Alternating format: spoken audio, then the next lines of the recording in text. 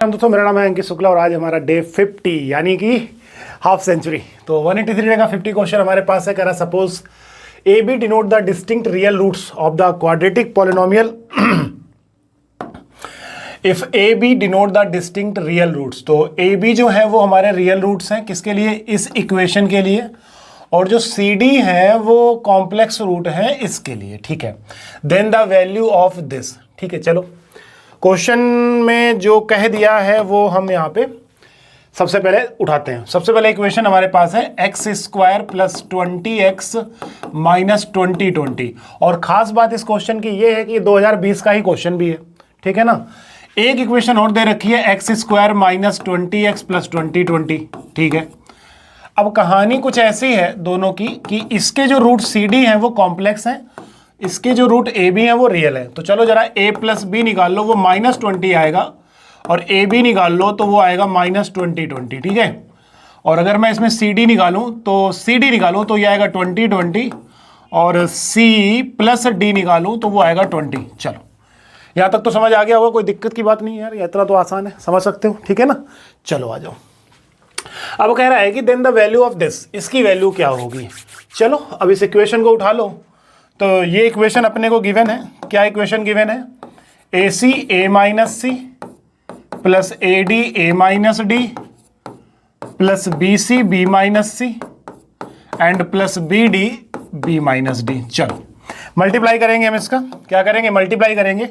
तो A square C minus A C square plus A square D minus A D square plus B square C minus B C square plus B square D minus B D square. चलो ए square सी ए square D, ए square common ले लो तो ये हो जाएगा c plus D. इसी तरीके से बी स्क्वायर वाले टर्म को उठा लो, B square D B square C B square C B square D, इससे बी स्क्वायर कॉमन ले लो।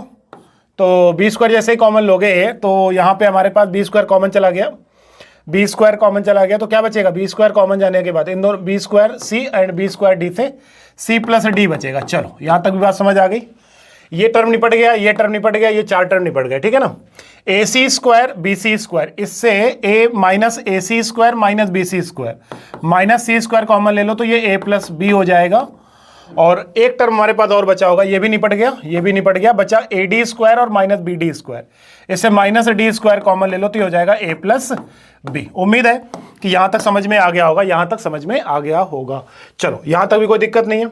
अब ए स्क्वायर और सी प्लस डी कॉमन ले लो, सी प्लस डी कॉमन ले लो तो यहां बन जाएगा ए स्क्वायर प्लस बी स्क्वायर। अब मेरी बात समझना, इन दोनों से ए प्लस बी कॉमन ले लो, माइनस ए प्लस बी कॉमन ले लो तो हमारे पास बन जाएगा C square plus D square.